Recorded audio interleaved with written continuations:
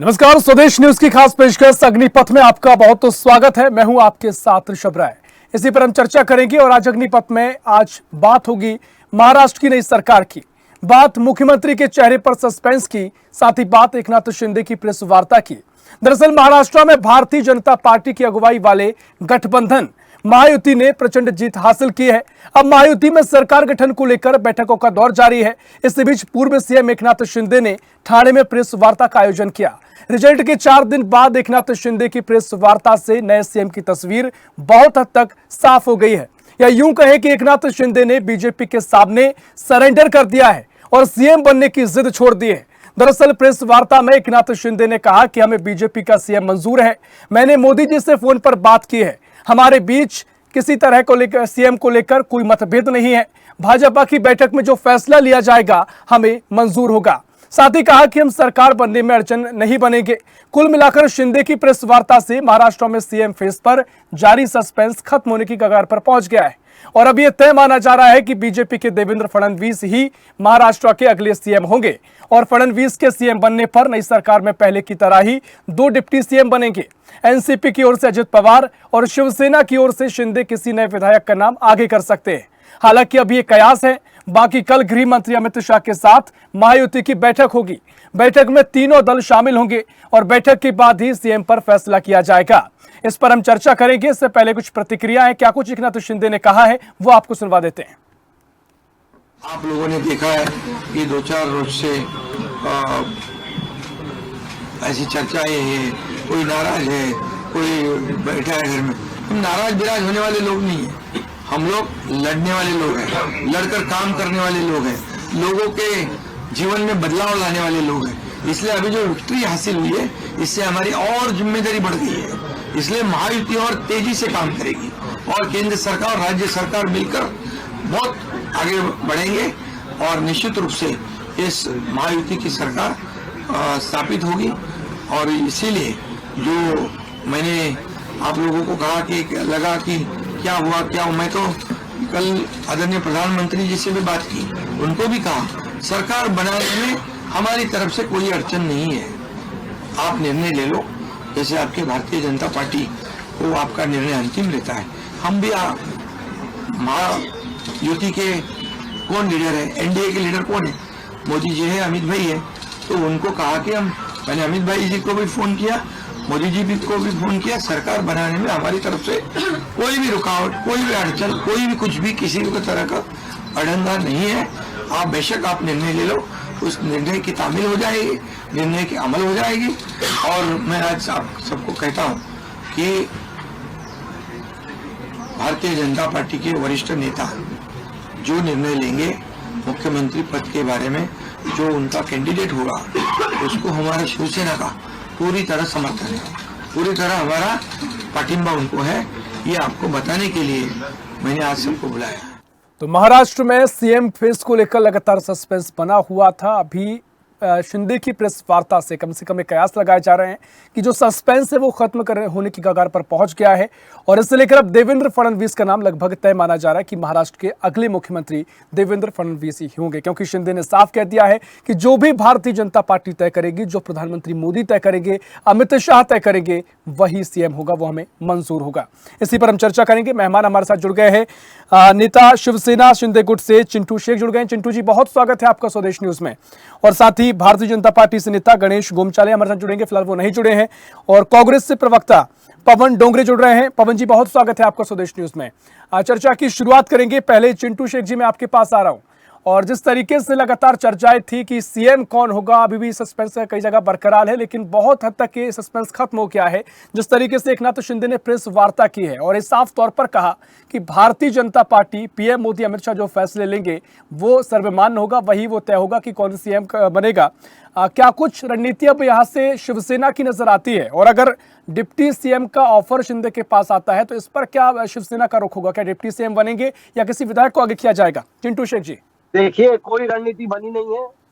जो भी फैसला होगा महायुति का, वो हमें स्वीकार होगा। शिंदे साहब ने प्रेस कॉन्फ्रेंस में क्लियर कर दिया है, इसीलिए प्रेस कॉन्फ्रेंस दिए थे, सब पत्रकार को बुलाया है और इसमें क्लियर कर दिया है जो भी फैसला होगा उसमें कोई रुकावट या कोई रणनीति या कोई दावा पेश किया नहीं जाएगा। हाँ। हमें सब फैसले का हम स्वागत करेंगे, सब फैसला हमें मंजूर है, जीत हासिल हुई है, जो भी फैसला होगा वो हमें मंजूर है।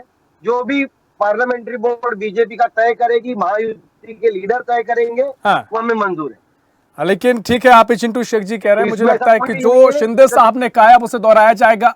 कोई तो चाहत रही होगी इतना, क्योंकि लगातार मंथन जारी था, लगातार चर्चाएं की जा रही थी। इच्छुक तो शिंदे भी नजर आ रहे थे सीएम को लेकर। हालांकि अब जो भी आपकी बातचीत हुई, जो भी गठबंधन में आपने फैसला लिया हो, उसके बाद ये प्रेस वार्ता देखने को मिली है। चिंटू शेख जी देखिए, मैं एक कार्यकर्ता हूँ पार्टी का, तो मुझे तो लगेगा कि हमारे एकनाथ शिंदे जी बने जी। एकनाथ शिंदे जी का चेहरा लेकर चुनाव लड़े हैं। हाँ। अमित शाह जी ने क्लियर किया था कि हम एकनाथ शिंदे जी के नेतृत्व में चुनाव लड़ रहे हैं, तो हम चाहेंगे कि एकनाथ शिंदे जी बने। मगर हमारे चाहने से कुछ नहीं होता है। जो भी हमारे लीडर्स तय करेंगे, जो भी हमारे महायुति के लीडर्स तय करेंगे, उसका हम स्वागत करेंगे। देखिए, बहुत दिलचस्प बात, बिल्कुल दिलचस्प चिंटू शेख जी, बहुत दिलचस्प बात आपने कही। आप भी चाहेंगे, क्योंकि आपके नेता हैं और लगातार वो आपका प्रतिनिधित्व भी करते आ रहे हैं, आपका मार्गदर्शन करते आ रहे हैं, आपके लीडर हैं। लेकिन जिस तरीके से पूरी बीजेपी ने जो प्रदर्शन किया, तो शिवसेना का जो प्रदर्शन रहा वो भी जबरदस्त प्रदर्शन रहा। जो सीटें आपकी बढ़ोतरी देखने को मिली है, तो यहाँ तो उम्मीदें जागना स्वाभाविक भी है, क्योंकि पिछली बार से अच्छा प्रदर्शन है और लगातार सीएम भी अभी रहे हैं 2-2.5 साल से एकनाथ शिंदे। तो यहाँ आपने क्या मांग की थी, क्या सीएम उनको दोबारा बनाया जाए? हमारी तो मांग है ही, कार्यकर्ताओं की मांग है। और मैं जहाँ तक राजनीतिक महाराष्ट्र की और देश की राजनीति देख रहा हूँ, मुझे ऐसा लगता है कि बीजेपी जिसका नाम आगे लाती है उसे नहीं बनाती। पिछले 2 चुनाव मध्य प्रदेश के और राजस्थान के चुनाव हमने देखे, हमने बहुत नजदीक से देखे। मामा जी पृथ्वीराज चौहान जी का नाम आया था, मगर उनको हटाकर हमने डॉक्टर मोहन यादव का नाम देखा। यानी ठीक है, यानी ये माना जाए, आप संकेत दे रहे हैं कि जो बीजेपी चौंकाने वाले फैसले लेती है, कहीं महाराष्ट्र में वो तस्वीर नजर ना आ जाए। हाँ, जरूर जरूर जरूर जरूर ऐसे फैसले लेती है कि शॉकिंग न्यूज हो जाती है, मीडिया के लिए भी और आम जनता के लिए।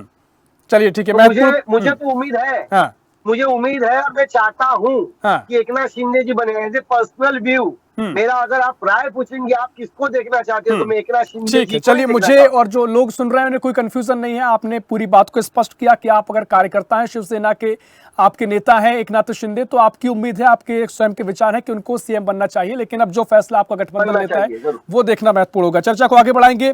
गणेश जी, क्या आवाज सुन पा रहे हैं? चलिए, गणेश जी मुझे लगता है अभी जुड़े नहीं हैं, चर्चा को हम आगे बढ़ाएंगे। पवन डोंगरी जी, मैं आपके पास आ रहा हूं।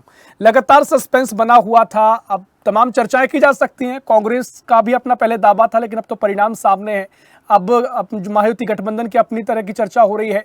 लेकिन क्या आपको लगता है, क्योंकि विपक्ष में आप भी हैं, क्या आपको लगता है देवेंद्र फडणवीस सीएम बन रहे हैं? ये बात आपको लग रहा है कि ये बात फाइनल है, या फिर यहाँ से भी कुछ चौंकाने वाले फैसले जो बीजेपी लेती रही है वो कुछ ऐसी तस्वीर बदल सकती है? देखिए, सबसे पहले तो जनता ने जो फैसला दिया वो सरापों पर, क्योंकि जनता जो निर्णय लेती वो तय रहता है। अभी इसके पश्चात रही बात सीएम पद की, ये निर्णय महायुति का है कि वो कौन सा सीएम और किसको बनाना चाहती है। संख्या बल की अगर आप बात करें तो क्लियर कट पिक्चर है कि देवेंद्र फडणवीस जी जिस तरीके से बाकी सब लोगों को फोकस करके काम कर रहे हैं, तो अनुमान तो ऐसा लगाया जा रहा है कि वही सीएम बनेंगे, ऐसा हमको तो अनुमान हम लगा पा रहे हैं। बाकी अभी इनके मतभेद कितने हैं, आपसी मनभेद कितने हैं, ये तो धीरे धीरे सब लोगों के सामने आ ही रहा है। लेकिन पवन जी, जिस तरीके से प्रेस वार्ता रही है, मुझे लगता है कि जो मतभेदों की जितनी बात है उन्होंने उस पर पूर्ण विराम लगा दिया है। कोई मतभेद नहीं है। एकनाथ शिंदे कह रहे हैं हमने प्रधानमंत्री मोदी से बातचीत की है, वो बुरे वक्त में हमारे साथ खड़े रहे, लगातार हमारे साथ रहे। हाँ, ऑप्शन क्या है इन लोगों के पास में? आप देखिए, आप आपस में जिसका संख्या बल ज्यादा रहेगा उसकी तुति चलती है, उसकी स्तुति चलती है। तो संख्या बल तो बीजेपी के पास में सबसे तगड़ा है, तो साहजिक है कि मुख्यमंत्री भी बीजेपी का बनना तय है। मगर ठीक है, ये जो अभी महायुति में 2 लोग घटक इनके साथ चल रहे थे कि भाई शिंदे गट और दूसरा अजित दादा पवार, तो इच्छा शक्ति तो दोनों के मन में भी उतनी है। अब देखिए मन में लड्डू किसके फूटता है तीनों में से। नहीं, लेकिन पवन डोंगरी जी, देखिए संख्या बल की जहां तक बात है, पिछला चुनाव भी आप देखें बीजेपी के पास अच्छा संख्या बल था, और बिहार में आप देखें तो बिहार में भी बीजेपी का संख्या बल रहा है। लेकिन बीजेपी के साथ जो गठबंधन में और भी दल हैं, कहीं ना कहीं उनकी बात भी महत्वपूर्ण मानी जाती है। देखिए, अभी लास्ट टाइम में तो देखिए गया है ना, लास्ट टाइम के अंदर अगर देखा जाए तो सब लोगों को ये लगा था कि देवेंद्र फडणवीस जिसको सीएम बनाया जाएगा, मगर एकनाथ शिंदे जी को सीएम बनाया गया था। अभी फिर से इस बार अगर इस तरीके की बातें होती है तो ठीक है। और मतदार का कौल भी तो इम्पोर्टेंट है। मतदार ने जिस व्यक्ति को देखकर मतदान किया है वो चीजें भी तो इनको विचार करनी होगी। तो हम तो सिर्फ क्या है, हमारा तो इसमें कोई रोल है नहीं, लेकिन हम लोग सिर्फ अनुमान लगा सकते हैं। ठीक है, वो बहुत बढ़िया दिलचस्प बात आप कह रहे हैं। वाकई में आप अपने विपक्ष में, आपका अपना दल है, आपका अपना गठबंधन है, लेकिन जिस तरीके से चौंकाने वाले फैसले बीजेपी लेती रही है, जो कि चिंटू शेख जी बोल रहे हैं कि मध्य प्रदेश में जो स्थिति देखी, राजस्थान में जो हुआ, छत्तीसगढ़ में जो हुआ, जिनके नाम पर चर्चाएं कम थी, जो पीछे थे और जो नाम थे ही नहीं चर्चा में, वो सीएम बन गए। और बीजेपी ऐसे फैसले लेती है कि जो नाम चर्चा में है उन पर बाद में उनका नंबर आता है, ऐसा चिंटू शेख जी का कहना है। तो आपको क्या लग रहा है, कुछ चौंकाने वाला फैसला महाराष्ट्र में देखने को मिल सकता है, या फिर आप ये कहेंगे कि जो बीजेपी चाहे वो फैसला ले सकती है, स्वतंत्र है? देखिए, बीजेपी ने चौंकाने वाले निर्णय तो इतिहास में भी लिए हैं। चाहे अजीत दादा के साथ में सुबह 4 बजे की शपथ हो, या उसके बाद में अचानक फिर से इनका फोड़ के तीनों का एक जगह पे आना। तो ऐसे कई चौंकाने वाले निर्णय बीजेपी ने ले चुकी है, क्योंकि एक्सपेरिमेंट कंटिन्यू होते रहता है। सत्ता चाहिए ही चाहिए, तो सत्ता वो किस एंगल पे जाके मिलती है वो, लेकिन सत्ता तो चाहिए ही चाहिए, ये तो नजर आता है उनका। क्योंकि इतना पूरा उनका जो चलता है वो कि सत्ता में रहने के लिए वो एड़ी चोटी का जोर लगाते हैं। तो अभी मुझको ऐसा लगता है कि जब इनके पास संख्या बल है, सबसे बड़ा परीक्षा जीत कर आता है बीजेपी। मैं अपने दोस्त को बोलना चाहता हूँ कि सबसे बड़ा पक्ष बीजेपी आता है। ये भी सोचिए, ये भी सोचिए। पिछले बार कांग्रेस 44 थी, बता रहा हूँ, इसलिए बोल रहा हूँ। सीएम आपका नहीं, सीएम उनका ही बनेगा। देवेंद्र फडणवीस बनने दीजिए, सरकार तो हमारी बनेगी। नहीं, हम शामिल बनने दीजिए। आप उसमें यही तो बुराई है, यही तो बुराई है। अपने पार्टी में अपने दामन में झांक के देखना चाहिए, ना कि गैरों का सोचना चाहिए। आप गैरों का सोचते हो और हार जाते हो। ठीक है चिंटू शेख जी, आपके शुभचिंतक है वो। चिंटू शेख जी आपके शुभचिंतक है वो। विपक्ष में अभी तो उनका कोई रोल नहीं है, लेकिन ठीक है, अपनी चिंता व्यक्त कर रहे हैं। अभी गद्दारी मत कीजिए, एकजुट में रहिए। नहीं, हम लोग हमेशा हमारी जीत का सोचते हैं। बड़ा भाई है हमारा भाजपा बड़ा भाई है। भाजपा को ज्यादा सीट मिली है, मगर जो चेहरा रहा महाराष्ट्र में, वो चेहरा एकनाथ शिंदे जी का रहा है। लोगों ने पसंद किया है। आज हमें पहला महाराष्ट्र का चुनाव हम लोग कर रहे हैं। जो ईमानदारी की बातें नहीं है, मगर जो बातें हैं वो बातें रख रहे हैं। हमने इलेक्शन से पहले कोई चेहरे पे झगड़ा नहीं किया। जैसे उबाटा में लगा था कि आप चेहरा डिक्लेयर कीजिए, चेहरा डिक्लेयर किए। कांग्रेस डिक्लेयर नहीं कर रही थी, शरद पवार जी डिक्लेयर नहीं कर रहे थे। क्यों? क्योंकि उनको पता था, आत्मविश्वास था, अरे हम 50 पार नहीं कर पाएंगे तो चेहरा क्यों डिक्लेयर करें। ठीक है, ये तो दिन रात एक करके आप में इंटरव्यू दे रहा हूँ, कार चला के दे रहा हूँ। आज बम्बई के कार में मंत्रालय से डायरेक्ट निकला हूँ। हम लोग कंटिन्यू लोगों से आज भी मिल रहे हैं। ठीक है सर, हम समझ रहे हैं, बड़ा कीमती समय आपने दिया। हम चाहेंगे बड़ा इत्मीनान से आप कहीं कार पार्क करके अच्छे से चर्चा कर सकते हैं। देख रहे हैं कि हमारा ठीक है, एक कार्यकर्ता होने के नाते मैं वो चाहूंगा कि मेरा मुख्यमंत्री बने।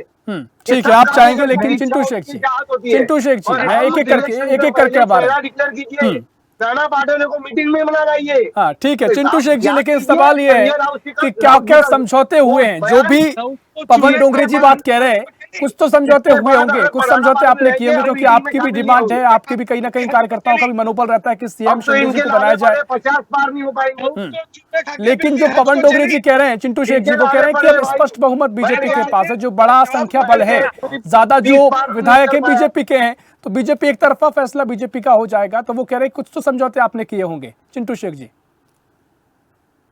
क्या बोले? आपका सुनने नहीं आ रहा है मुझे। हेलो, कुछ तो समझौते हुए होंगे चिंटू शेख जी, क्योंकि बीजेपी के पास संख्या बल ज्यादा है। क्या क्या समझौते हुए हैं वो थोड़ा बता दीजिए। जीत के ऊपर ही बात कर रहे थे हम लोग, जीत के ऊपर बात कर रहे थे। हमें सिर्फ जीत चाहिए, बहुमत चाहिए, पार्टी का विजय चाहिए। हमारी जो योजना है वो लोगों तक ले जानी चाहिए। इसमें इलेक्शन से पहले बात होती थी और चेहरे के ऊपर कोई बात नहीं हुई है।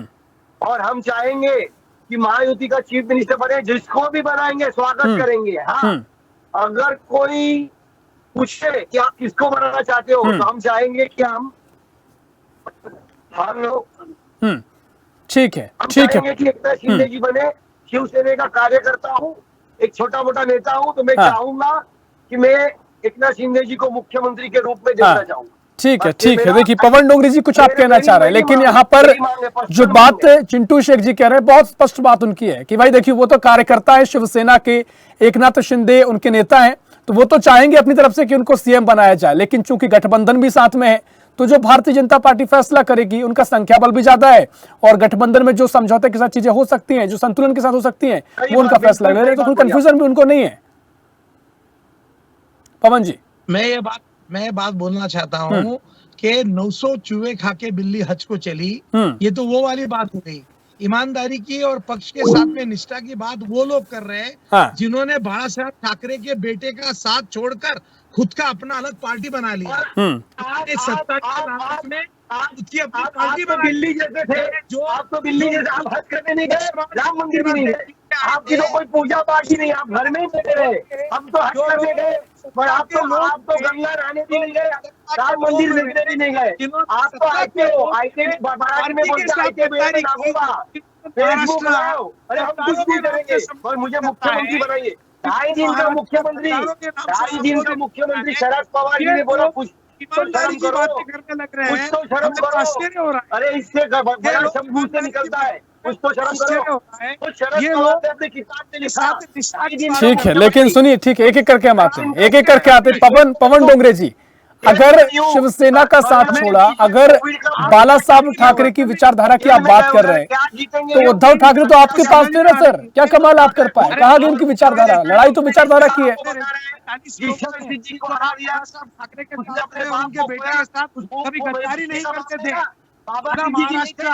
अरे एक एक करके आते हैं सर, एक एक करके आते हैं, ऐसे आपकी आवाज ना प्रॉपर पहुंच नहीं पाएगी। पवन डोंगरे जी, सवाल ये कि उद्धव ठाकरे तो आपके साथ थे ना गठबंधन में, क्या कुछ हो गया? अगर इतना ही ज्यादा आपको पलड़ा भारी लग रहा है कि आप कह रहे हैं कि उनकी बाला साहब ठाकरे की विचारधारा को उनके साथ खिलवाड़ किया गया है, तो उद्धव ठाकरे आपके पास थे, उनके बेटे आपके पास थे, असल जीत तो विचारधारा की हुई है, जो प्रदर्शन देखने को मिला है। साहब के साथ गद्दारी की है, ये उबाटा बचेगी नहीं, थोड़े दिन में बचेगी नहीं। अरे पवन डोंगरे जी, ठीक है ना, कांग्रेस के साथ गठबंधन में शामिल होना उद्धव ठाकरे की पार्टी का, क्या ये बाला साहब की विचारधारा से मैच करता है? बाला साहब ऊपर से रो रहे, बद्दुआ दे रहे हैं, बद्दुआ, इनको बद्दुआ मिली है बाला साहब की। चलिए ठीक है, चिंटू शेख जी, चिंटू शेख जी, इस पे रुक गए हो। बाला साहब बद्दुआ दे रहे हैं, बाला साहब श्राप दे रहे हैं इनको। साहब अगर होते तो आप निलंबित किया होता, आपको अरे बाला साहब होते तो उद्धव ठाकरे को बनाते क्यों? आज घर में बैठे हुए फेसबुक लाइव, बाला साहब ने कभी फेसबुक लाइव किया क्या? क्या बात कर रहे हैं सर? ठीक है, जिन्होंने फेसबुक 2.5 दिन के मुख्यमंत्री शरद पवार जी बोले, आप शर्म करो। वीर सावरकर जी बद्दुआ दे रहे, कांग्रेस का साथ दिए, वीर सावरकर।